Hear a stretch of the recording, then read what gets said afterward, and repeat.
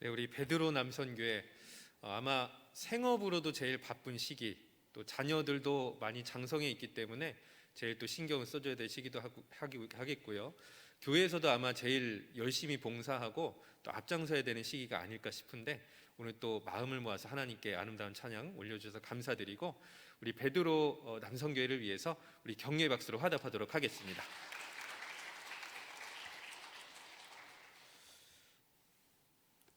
하나님의 말씀을 나누겠습니다. 여러분들도 잘 아시는 것처럼 세상에는 굉장히 많은 종교가 있습니다.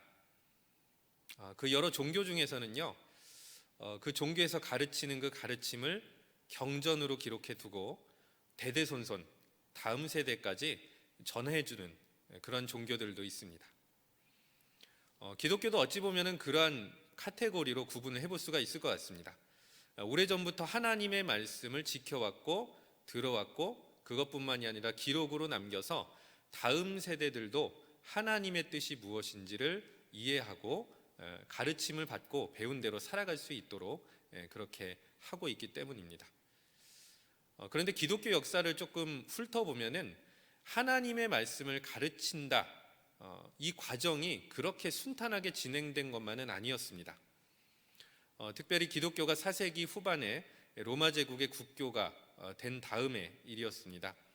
중세로 넘어가게 되면서 아무래도 말씀을 직접적으로 가르치는 것보다는 예배, 그러니까 그때는 이제 미사라고도 불릴 수도 있겠는데요, 예식, 그리고 예배 어떤 순서들, 그리고 건물, 그 건물 안에 있는 성화들, 그러니까 보여지는 것을 통해서 교육을 하려는 경향이 굉장히 강했다고 합니다.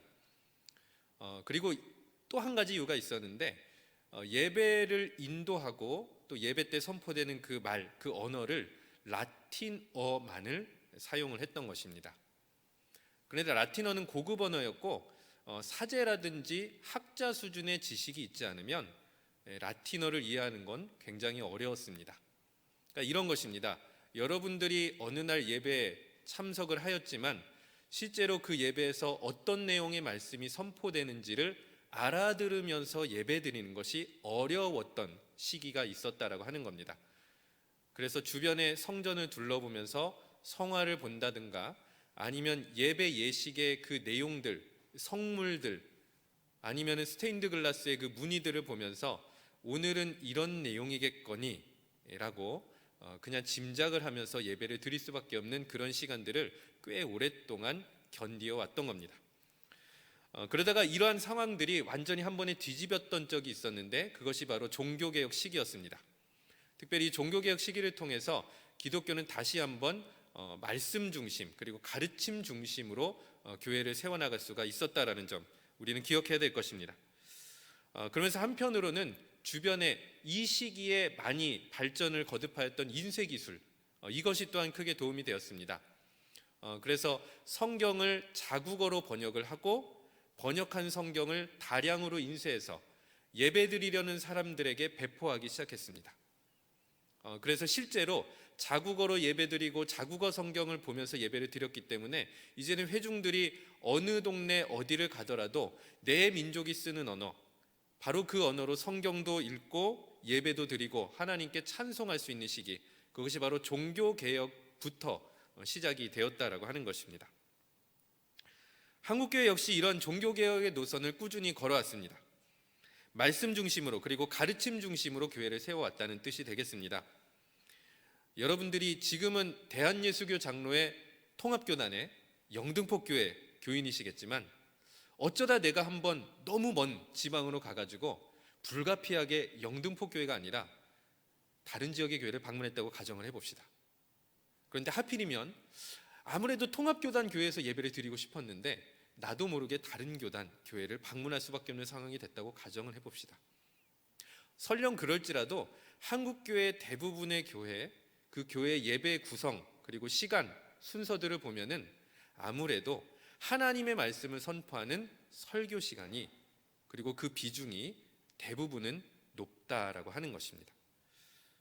그리고 교회 안으로 그 사역을 살펴보면은 성경 공부라든지 아니면 말씀 중심의 양육 프로그램으로 교회의 기둥을 세워가는 그리고 교회를 건강하게 이끌어가는 그런 교회들이 거의 대다수일 것입니다.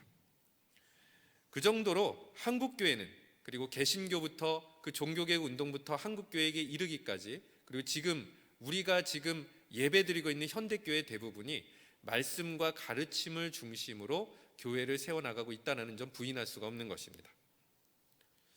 이런 점에서 보면 신앙생활은 그 본질상 말씀을 배우고 배운 대로 살아가는 것이다 정의해도 좋을 것 같고, 교회는 그런 일을 잘할 수 있도록 섬기고 돕고 있는 것입니다.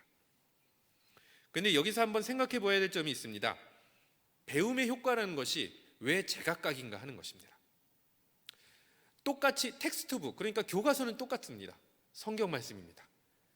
어느 동네 어느 교회를 가니까 66권의 성경책이 39권만 가르친다거나, 아니면은 100권씩 늘려가지고 해설을 달고 각주를 달아서 100권짜리 성경책으로 배우는 것은 아닙니다.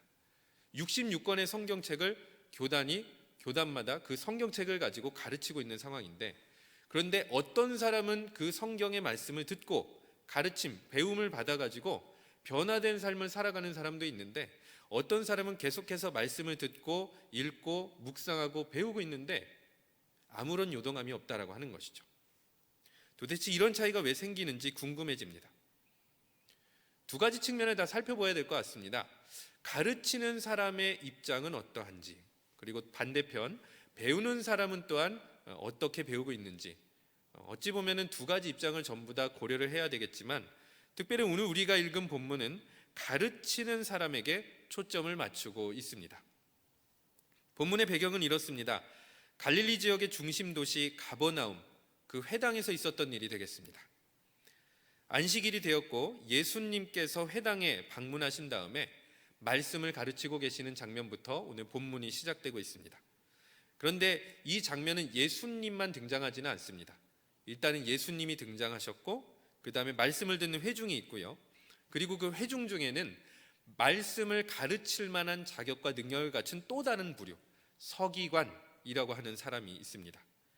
그리고 회중 중에 또 한 사람이 등장을 하는데, 이 본문의 중반부에 등장을 하는 더러운 귀신 들린 자, 회중 중에서 한 명은 바로 그 사람이었습니다.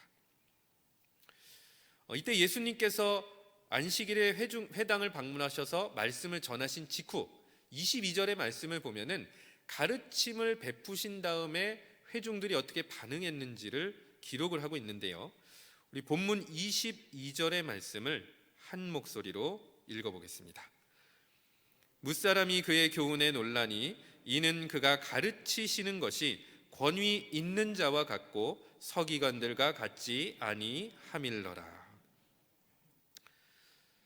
무사람이 그의 교훈에 놀랐다. 일단은 가르침의 현장에서 보였던 회중들의 반응, 오휴, 놀라웠습니다. 놀랐습니다. 그런데 이것을 좀 주목해서 볼 필요가 있는데, 아까도 말씀을 드렸지만 지금 이 자리에서 회중들이 무엇이라고 이야기를 하냐면 권위 있는 자와 같고 서기관들과 같지 아니하였다라고 얘기를 하고 있습니다. 그러니까 상황을 이렇게 생각해 보시면 되겠습니다. 이제 회중의 입장에서 어느 날 회당에 방문을 하게 되었는데, 늘 보던 사람이 예배를 드리지 않고 말씀을 전하지 않고 있는 거죠. 저 사람 누구야 하고 물어보니까 저기 나사렛에서 사는 예수라는 사람이래. 그러니까 마치 우리가 계속해서 말씀을 듣다가 어느 날 특별 강사를 모셔가지고 부흥회를 하는 것 마냥 강사가 바뀌었는데 예수라는 사람이 강사였더라. 회중의 입장에서는 지금 그런 상황인데, 그러니까 난생 처음 보는 사람이 전파하는 말씀을 듣고 있는데 너무 충격적이었고 놀랐던 겁니다. 그 이유가 무엇이었냐면은 이전까지 나에게 말씀을 전해 주었던 서기관과 달랐기 때문인데, 그 차이점이 무엇이었느냐? 예수 그리스도가 전파한 말씀은 권위 있는 말씀이었더라, 이렇게 느꼈다라고 하는 것이죠. 그러니까 궁금해지는 것입니다. 도대체 어느 부분에서 이게 권위를 느꼈던 것인가? 혹시 내용이 달랐나?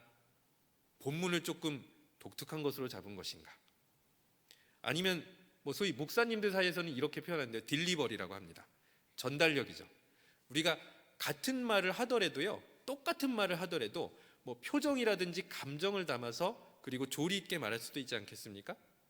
그러니까 서기관들은 조금 딱딱하게 말했고 예수님은 뭔가 모션도 크게 잡고 그리고 뭔가 이 호소력이 있듯이 이렇게 뭔가 이렇게 빨려 들어가는 듯이 이런 식으로 전달하신 것인가? 근데 본문은 예수님께서 어떤 말씀을 가르치셨고 어떤 식으로 전달하셨는지 단 한마디도 이야기하고 있지는 않습니다. 내용도 아마도 짐작컨대 구약 성경일 것입니다. 본문은 어딘지 모르겠지만 그런데 이것조차도 사실 서기관들도 마찬가지였을 것입니다. 저번 주에 이 안식일에 만약에 말씀을 전한 서기관이 있었다면 그 서기관조차도 구약 성경의 두루마리 하나를 끄집어내서 그것으로 말씀을 전했을 것이고 예수님도 마찬가지로 어디 다른 철학자들의 말을 인용하진 않았을 것 같고 분명히 구약 성경의 내용을 가지고 말씀을 전했을 것입니다. 그렇기 때문에 과연 어느 지점에서 어느 부분에서 예수님의 가르침을 그렇게 느꼈던 것인가 궁금해지는 것입니다. 일단 그렇다면 우리가 권위라고 하는 이 단어에 주목을 해볼 필요가 있을 것 같습니다. 개역 한글 번역을 보면은요, 권세라고 일단은 단어를 표현했고 개역 개정, 새 번역, 공동 번역 다 권위라고 이야기를 하고 있습니다. 이 권위나 권세로 번역할 수 있는 헬라어가 세 종류라고 합니다. 첫 번째는 크라토스라는 단어고요, 두 번째는 디나미스, 세 번째는 엑수시아라는 단어를 사용합니다.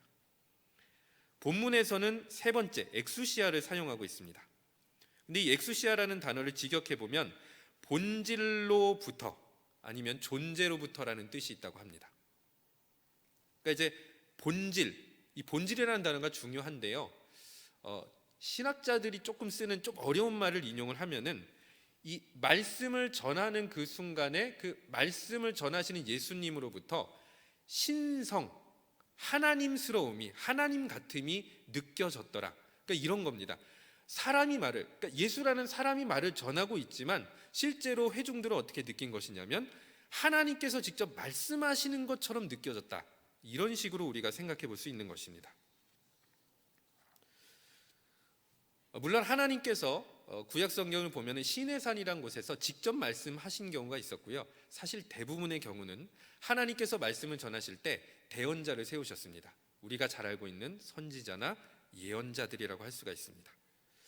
자, 그러면 하나님께서 직접 말씀하시든 예언자를 세우셔가지고 말씀하시든 그것이 일반적인 사람의 말과 무엇이 다르냐, 이것을 우리가 한번 알아볼 필요가 있을 것 같습니다. 구약 성경의 본문인데요, 민수기 23장 19절의 말씀 한 목소리로 읽어보도록 하겠습니다. 하나님은 거짓말을 하지 않으시고 인생이 아니시니 후회가 없으시도다. 어찌 그 말씀하신 바를 행하지 않으시며 하신 말씀을 실행하지 않으시랴. 세 번역으로 제가 다시 한번 읽어드리면 마지막 부분, 어찌 약속하신 것을 이루지 아니하시랴. 그러니까 사람의 말과 하나님의 말씀은 무엇이 다르냐? 하나님이 일단 말씀하시면 그것은 무슨 말씀, 내용은 다를 수 있습니다만 무슨 말씀이든지 반드시 이루어진다는 것이죠. 그 말씀과 말씀이 일으키는 역사가 똑같다는 것입니다. 그냥 허공으로 날아가 버리는 게 아니고 헛소리가 아니라 말씀하신 대로 반드시 이루신다는 것, 이것이 사람의 말과 하나님의 말씀의 차이인 것입니다.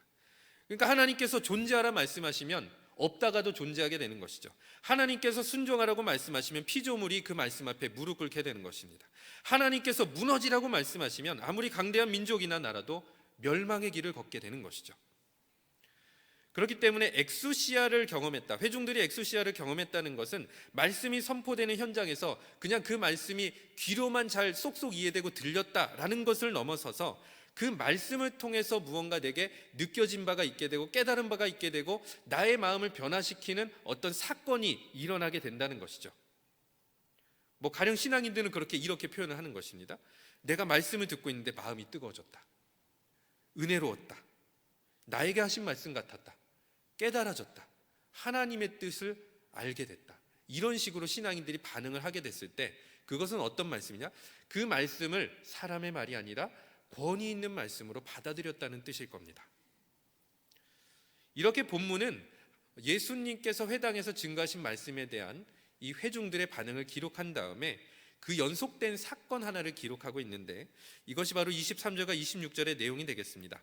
말씀으로 귀신을 쫓아내신 예수님의 역사를 기록하고 있습니다.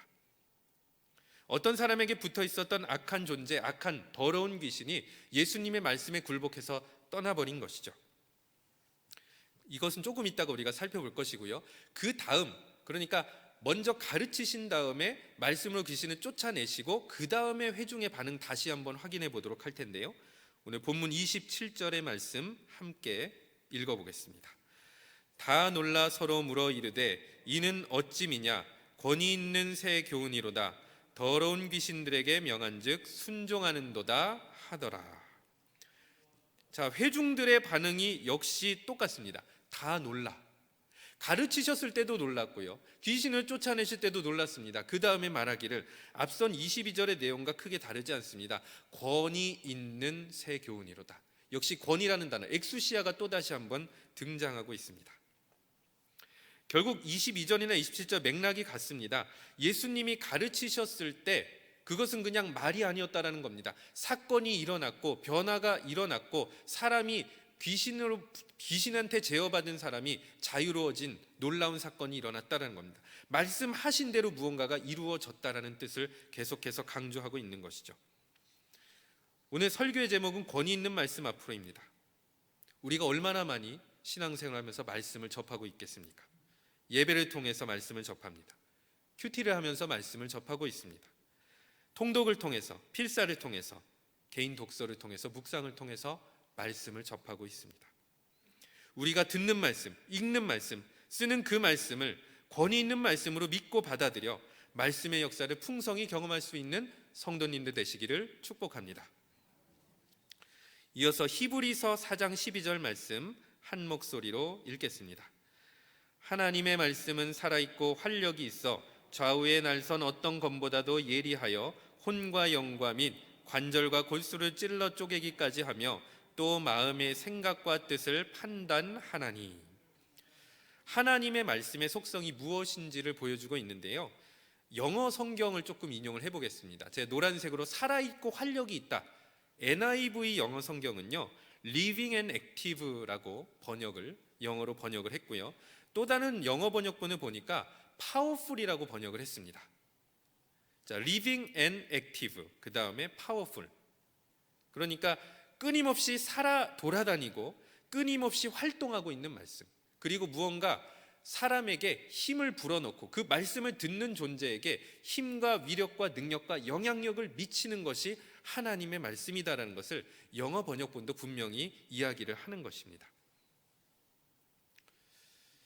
지금까지의 내용을 회중의 입장에서 잠깐만 요약을 해보도록 하겠습니다. 어느 날 회당에 방문을 했는데 지금까지 봐왔던 설교자가 아니라 다른 설교자가 등단해서 말씀을 전했습니다. 예수 그리스도라는 사람이었습니다. 그 전까지는 늘 서기관이 가르쳤습니다. 열심히 들었습니다. 그런데 은혜도 없었고 감동도 없었고 그저 그랬던 것이죠. 아, 그냥 이런 내용이구나. 아, 이렇게 말씀하셨구나. 말씀이 이런 것이구나. 아, 모세오경이 이런 내용이구나. 아마도 이 정도의 수준이었을 것 같습니다. 그런데 예수 그리스도라는 사람의 가르침은 무언가 달랐습니다. 마음이나 영혼에 그리고 생각에 천둥번개가 치는 것과 같았습니다. 영혼이 꿈틀거리고 그리고 그 사람이 말하자마자 더러운 귀신이 드러났고 더러운 귀신이 말씀에 의해서 쫓겨났던 것입니다. 마치 하나님께서 시내 산에서 이스라엘 백성에게 말씀하셨을 때 그 산이 요동했던 것처럼 말씀 앞에 서 있는 존재들이 요동하며 하나님 앞에 서 있는 듯한 바로 그 권위를 느끼기 시작했던 것이죠. 이런 점에서 본다면 회중의 입장에서 예수님의 말씀은 들리는 말씀이면서 동시에 보여지는 말씀일 수도 있습니다. 다시 얘기해서 그 말씀을 통해서 하나님이 누구신지를 생생하게 경험하게 된다는 뜻이겠습니다. 이 부분에 대해서 조금 예화를 나눠 보도록 하겠습니다. 어떤 선생이 좋은 선생인가, 그리고 어떤 가르침이 좋은 가르침인가, 아마도 가르치는 자리에 있으신 분들은 굉장히 고민이 될 것 같습니다. 그런데 이런 식으로 오늘 내용과 연결해서 정의를 해볼 수 있을 것입니다. 가르친 내용을 실제로 보여주고 생생하게 상상할 수 있도록 가르칠 수 있는 능력이 있다면 그러한 가르침이 좋은 가르침이고 그러한 선생이 좋은 선생일 것입니다. 미국의 고전학자 중에 길버트 화이트라는 사람이 있었습니다. 약간 오래전 사람인데요. 1950년에 가르침의 예술이라는 책을 저술했습니다. 근데 우리나라에서는 사실 굉장히 좀 책이 늦게 번역돼서 한 2008년도에 번역된 것으로 알고 있습니다. 저자는 책에서 좋은 가르침이 어떤 가르침이냐, 좋은 선생이 어떤 선생이냐, 그리고 나쁜 가르침은 어떤 가르침이고 나쁜 선생은 어떤 선생이냐, 역사적 신뢰를 가지고 굉장히 많은 사례를 들고 있다고 합니다. 이 중에서 주목받을 만한 부분이 있습니다. 좋은 가르침의 예로서 예수님을 꼽고 있습니다. 저자는 예수님의 가르침을 한 줄로 서술하였는데요, 제가 인용해서 읽어드리면 이렇습니다. 예수는 어떤 의미인가를 담고 있는 수많은 행동을 해보임으로써 가르쳤다. 좀 사실 번역이 좀 매끄럽지는 않습니다. 이런 뜻을 담고 있을 것입니다. 예수님께서는 그냥 그러니까 말을 하신 분이 아니라 말씀하신 내용에 대해서 이 회중의 입장에서 이해하고 깨닫고 받아들일 수 있도록 병행되는 행동이나 사건을 일으켜 주셨다라는 겁니다. 그래서 말한 것에 대해서 무언가를 보게 되고 예수님이 이런 말씀을 하셨구나. 가령 예를 들면 이렇습니다. 서로 사랑하라, 혹은 서로 섬겨라, 사랑이라고 하는 것에 대해서 가르쳐 주셨다라고 하면은 그것을 말로 끝내지 않습니다. 예수님은 어떻게 하셨습니까? 요한복음 13장 기억나십니까? 수건을 갖고 와서 허리에 두르시고 무릎을 꿇고 제자들의 발을 씻어 주셨습니다. 그러면서 예수님께서 하신 그 사랑의 가르침이 말로 끝나지 않고 진짜 이렇게 내가 섬기는 대상이 종이 되어야 되는구나 라고 깨닫게 되는 것이죠. 예수님의 가르침은 대략 이런 것입니다. 말과 행동이, 말과 사건이 겹쳐 있는 것입니다. 이어서 저자는 또 한 가지 예를 들고 있습니다. 영국 시인 로버트 브라우닝과 아버지 사이에 있었던 일을 예화로 들었습니다. 이 로버트 브라우닝이 아주 어렸을 때 5살 때였다라고 합니다. 아빠가 책을 읽고 있었습니다. 아빠 책 뭐예요? 라고 물어봤습니다. 아빠가 이야기했습니다. 호메로스라는 책이야. 혹시 들어보셨는지 모르겠습니다. 그리스 이야기입니다. 고대 그리스 이야기인데요, 이 트로이라는 도시에서 일어난 이야기가 호메로스란다. 그러니까 이제 궁금해지는 겁니다. 트로이라는 단어도 모릅니다. 호메로스라는 단어도 모릅니다. 5살이 뭘 알겠습니까? 거기서 무슨 일이 일어났는데요? 시작된 거죠. 아이들은 궁금하면 어떻게 합니까? 알 때까지 어떻게 하죠? 끝까지 물어보죠. 계속해서 물어봅니다. 계속해서 물어봅니다. 자, 여기서 저와 같은 평범한 아버지의 반응을 한번 보겠습니다. 트로이는 지금 터키라는 나라에 있는데 거기서 트로이에 대한 유적이 발굴됐었대. 우리 나중에 돈 많이 벌어가지고 터키로 놀러 갈까? 네. 그래? 그럼 이제 아빠 책 더 읽어야 되니까 저기 가서 장난감 갖고 놀아. 이러면서 그냥 넘어가는 거죠. 평범한 아버지는 그렇습니다. 자, 그런데 로버트 브라우닝의 아버지는 무언가 달랐습니다. 어떻게 했느냐? 일단은 그 자리에 일어났습니다. 거실에 있는 소파와 의자를 가지고 무언가를 만들기 시작했습니다. 마치 성처럼 쌓아버린 겁니다. 의자도 갖다 놓고 베개도 갖다 놓고 이불도 씌워가지고 이렇게 이야기를 한 거죠. 자, 이게 트로이라는 도시다. 자, 그 다음에 계속 설명을 하는 겁니다. 계속해서 고양이를 한 마리를 가르친 다음에 그 고양이를 가지고 이게 여주인공인 헬레나라는 여주인공이야. 그리고 나서 그 의자 위에다가 자리 하나를 또 만든 다음에 아들을 위에 올려놓습니다. 네가 바로 트로이의 왕이다. 자, 그 다음에 밖을 쳐다봅니다. 우리 집 마당에 이렇게 2마리가 있잖아. 거기 트로이 이야기에 나오는 용사가 2명이 있는데 아가멤논과 메넬라우스라는 바로 저 2마리의 개가 걔네들이야. 그리고 기회가 되면 우리 집 안으로 개들이 들어오려고 하잖아. 이 아감멤논과 메넬라우스는 헬레나를 차지하기 위해서 맨날 싸웠대. 이러면서 설명을 하는 것이죠. 어떤 거겠습니까? 아들이 관심을 일으켜서 실제로 그 이야기가 머릿속에 상상이 되고 느껴질 수 있도록 어찌 보면 보여주면서 이야기를 해주고 있는 것이죠. 그러니까 말하고 사건, 말하고 행동이 겹쳐 있는 것입니다. 이 때문이었던 것 같습니다. 그래서 이 저자가 말하기를 브라우닝은 8살 때부터, 그러니까 이 사건이 있고 3년이 지난 8살 때부터 그리스어로 고전을 보기 시작했다고 합니다. 재밌게 느꼈고 그렇게 재밌게 배웠기 때문에 딱딱하게 느껴지고 이걸 왜 봐야 되라고 생각하지 않았던 거예요. 어렸을 때부터 내가 한번 그리스어로 읽어봐야겠다, 호메로스를 읽어봐야겠다, 그렇게 시작이 되었던 것이죠. 자, 우리가 이러한 예화를 한번 미루어 보면은 예수님의 가르침과 서기관의 가르침의 차이를 다시 한번 정리해 볼 수가 있습니다. 서기관의 가르침은 들려지기만 혹은 들려주기만 하는 말씀이었던 것입니다. 그런데 예수님께서 가르친 말씀은 들려질 뿐만이 아니라 그 말씀이 무언가 회중에게 보여지고 느껴졌던 말씀이었던 것이죠. 생생하게 경험되는 말씀이었던 것입니다. 자, 그렇다면은 예수님께서 오늘 어떤 사건을 병행하시면서 회중들에게 어떤 메시지를 증거하고 있으신 것일까요? 그것은 이제 23절과 26절 예수님께서 말씀을 통해서 귀신을 쫓아내신 사건을 봐야 될 것 같습니다. 먼저 23절과 24절의 말씀 한 목소리로 읽겠습니다.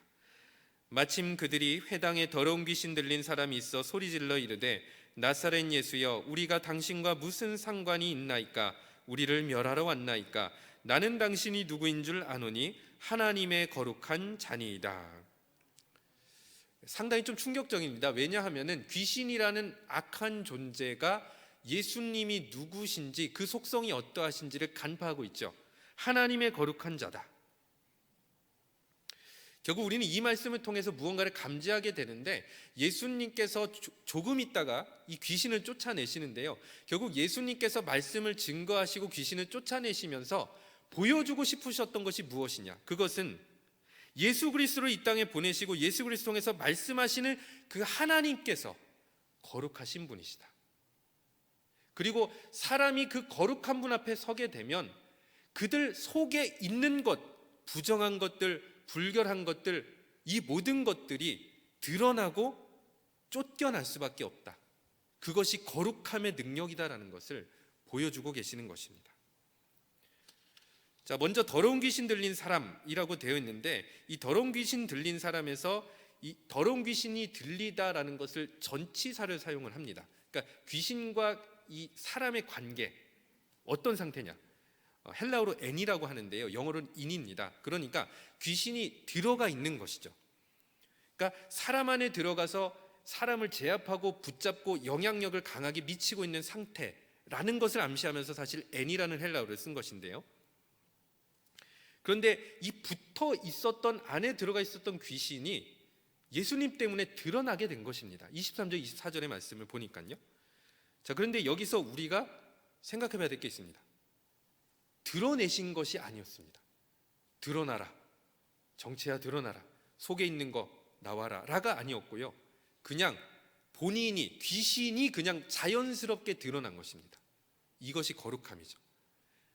온전한 거룩함 앞에서는 모든 부정하고 불결한 것들은 그냥 자연스럽게 떠오르고 드러나게 되는 것입니다. 굳이 드러나라고 얘기를 하지 않아도 드러나는 것이죠. 이런 것을 생각해 보시면 어떻겠습니까? 여러분들이 막 지금 방 청소를 열심히 해서 끝냈습니다. 둘러보니까 너무 깨끗하고 그냥 여기서 편하게 낮잠 자고 싶을 정도로 너무 아름답네요. 방이 이런 것입니다. 그런데요, 누군가가 여기다가 사선으로 강한 빛을 쬐버립니다. 자, 그러면 우리는 유심히 그 장면을 지켜보면서 놀랄 수밖에 없는데 바로 미세한 먼지 알갱이들이 그 사선으로 쏘아진 빛 속에서 조금씩 보이게 될 것이 분명하기 때문이죠. 완벽하게 청소하다고 생각했는데 공기 중에는 먼지가 떠다니고 있었던 것입니다. 부정하고 더러운 존재, 거룩한 존재 앞에서 자신을 도저히 숨길 수가 없는 법입니다. 심지어 사람 속에 들어가 있고 그 사람을 붙잡고 있어도 드러날 수밖에 없는 것이죠. 이제 25절과 26절에서 예수님께서는 더러운 귀신을 말씀으로 꾸짖고 쫓아내십니다. 특별히 평행 본문인 누가복음 4장 35절에 보면은 마가복음에는 기록되어지지 않는 또 다른 한 가지 내용을 추가를 하고 있습니다. 그래서 오늘 저희가 읽은 본문 말고 누가복음 4장 35절의 말씀을 읽어보려고 합니다. 누가복음 4장 35절 한 목소리로 읽어보겠습니다. 예수께서 꾸짖어 이르시되 잠잠하고 그 사람에게서 나오라 하시니 귀신이 그 사람을 무리 중에 넘어뜨리고 나오되 그 사람은 상하지 아니한지라. 자, 마가복음은 귀신이 경련을 일으키며, 그러니까 나오라라고 쫓아내셨을 때, 말씀하셨을 때 경련을 일으키며 떠났다라고 되어 있는데, 그러니까 경련을 일으켰으니까 분명히 몸이 완전히 요동을 쳤을 것입니다. 그런데 누가복음은 동일한 장면에 무엇을 추가하냐면 상하지 않았다. 상하지 않았다. 사실 저는 이 말씀을 보고 무엇을 떠올렸냐면요, 아주 불가능할 정도로 정교한 외과 수술 의사가 떠올랐습니다. 그러니까 그 사람한테는 하나도 후유증 없이, 상함이 없이요, 그냥 수술 부위만 완벽하게 고치고 봉합을 시킨 정말 완벽한 솜씨를 가진 외과 의사가 생각이 났던 것이죠. 더러운 귀신만 쫓아내시고 그 사람이 상하지 않도록 그 육신을 지켜주셨던 예수님의 자비로운 모습을 우리는 누가복음 말씀을 통해서 확인하게 된 것입니다. 더러운 귀신에 사로잡히고 더러운 귀신에 눌린 채 자신의 삶과 영혼이 짓밟히고 있었던 어떤 한 사람, 더러운 귀신 들린 사람이라는 이 사람이 예수 그리스도의 그 말씀 앞에 완전한 자유함을 누리게 됐던 그 이유, 그것은 그 말씀이 사람의 말로 들려왔던 것이 아니라 권위가 있는 말씀으로, 하나님의 말씀으로 들려왔기 때문입니다. 권위 있는 말씀이 무엇이겠습니까? 지금까지 우리가 확인한 바로는요, 살아 역사하는 말씀이 곧 권위 있는 말씀이고, 보여지는 말씀이 권위 있는 말씀이고, 경험케 되는 말씀이 권위 있는 말씀이라는 것입니다. 지금까지 그 어떤 서기관도 말씀을 선포할 때마다 이러한 역사가 나타난 적이 한 번도 없었던 것입니다. 그래서 회중이 놀란 것입니다. 엘리야와 같은 위대한 선지자에게서나 일어날 수 있을 법한 그러한 일이 내가 오늘 예배드리고 있고 하나님을 찬양하고 있는 이 회당에서 일어나고 있었다라는 것입니다. 옛날 이야기인 줄 알았는데 예수 그리스도의 말씀을 통해서 일어나고 있었던 것입니다. 내가 두 눈으로 똑똑히 보고 있는 바로 그 현장에서 말입니다. 만약 오늘 우리가 성경 말씀을 권위 있는 말씀으로 읽을 수만 있다면, 권위 있는 말씀으로 받을 수만 있다면, 권위 있는 말씀으로 순종할 수만 있다면, 모든 부정하고 더러운 것으로부터 자유케 되는 놀라운 은혜가 임하게 될 줄로 믿습니다. 말씀을 맺겠습니다. 예수님께서 가버나움 회당에서 어떤 말씀을 가르치셨는지는 정확하게 기록되어 있지 않습니다. 그리고 더러운 귀신 들린 사람, 이 사람에게 어떤 증상이 있었는가, 정신병 같은 걸 앓았는지, 몸이 부자연스러웠는지, 헛소리를 했던 건지 사실 알 수가 없습니다. 다만 더러운 귀신이 붙어 있었기 때문에 이 귀신 들린 사람 영적인 상태는 굉장히 불결하고 부정하고 더러운 상태였을 것이 분명하고, 아마도 이런 이유들 때문에 사람들한테 좋은 평판은 받지 못했을 가능성이 높습니다. 오늘 우리를 돌아보더라도요, 신앙생활을 하면서 우리 안에 붙어 있는 것만 같은 더러운 귀신이 있을 수가 있습니다. 우리를 사로잡고 노예로 만들 수도 있죠. 가령 이런 것입니다. 우리 마음속에 탐욕이란 게 붙어버리면 우리는 욕심장이로 변질됩니다. 우리 입에, 혀에 거짓말이 붙어버리면 우리는 거짓말쟁이로 뒤바뀌어 버립니다. 우리의 마음과 생각 속에 질투나 시기가 붙어버리면 우리는 남들을 함부로 험담하거나 시기하거나 질투하거나 깎아내리는 사람으로 변질되는 것입니다. 우리의 마음속에 교만함이 붙어버리면 내가 우상화가 되어서 제멋대로 살아가기 시작하는 것입니다. 더러워졌는데 더러워진지를 모르고 살아갈 수도 있습니다. 어찌 보면 이것이 더 심각한 것일 수도 있죠. 살 길은 오직 하나입니다. 우리가 듣고 읽고 쓰는 그 말씀, 우리가 지금 현재 듣고 있고 우리가 앞으로도 계속해서 묵상할 그 말씀, 그 하나님의 말씀을 권위 있는 말씀, 나를 향하신 말씀, 이 말씀으로 받아들인다면, 그리고 그 말씀을 믿고 순종한다면 내 안에 있는 모든 더럽고 부정한 것으로부터 자유케 하시기 위해서 말씀을 통해서 끊임없이 일하시는 하나님의 은혜를 누리게 될 줄로 믿습니다. 오늘 이 더러운 귀신 들린 사람에게 역사하신 예수 그리스도의 놀라운 자유와 은혜의 역사가 이 말씀을 듣고 하나님 앞으로 나아가는 여러분들 모두에게 임하기를 간절히 바랍니다.